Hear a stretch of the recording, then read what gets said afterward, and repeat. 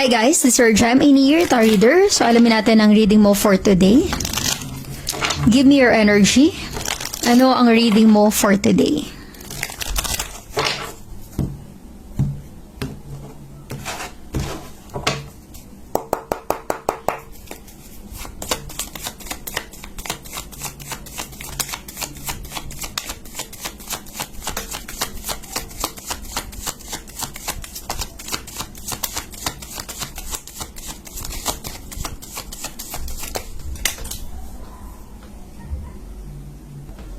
Okay, nalaglag yung card mo. You have here the Nine of Swords, an air sign.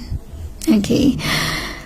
Maaaring iba sa inyo connected with an air sign, Gemini, Libra, and Aquarius. Posible ang iba rin sa inyo, may letter I sa pangalan mo or may I sa pangalan ng person na connected sa iyo. Pero mayroong nai-stress. Nag-overthink.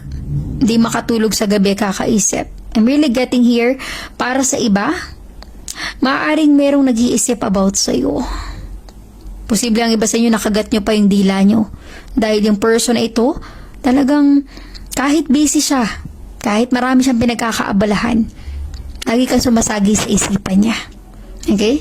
Nai-stress na, alam mo yung para bang may gusto siyang sabihin sa'yo pero hindi niya maparating ito sa'yo. Posibleng gusto mag-message sa'yo ng person na ito pero nag-aalinlangan. Kaya siya nai-stress, nag-overthink.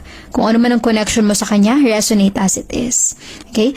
Para sa iba naman, kung ikaw ay nakakaranas ng stress or depression na ito or masyado ka nag-overthink sa sitwasyon, pati yung pagtulog mo, nadadamay na or nasisira na yung pagtulog mo, hindi ka makatulog sa gabi, kakaisip.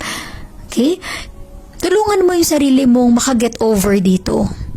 Tulungan mo yung sarili mong makaalis sa stress na ito. Kasi, naapektuhan yung kalusugan mo eh. Ibig sabihin ng tulungan mo, gumawa ka ng paraan. Okay? Humanap ka na mapagkakaabalahan para yung isipan mo sa iba na babaling, hindi sa stress, hindi sa problemang pinagdadaanan mo. Okay? So, the sword energy is all about your mental capability, your intelligence, okay? Your knowledge.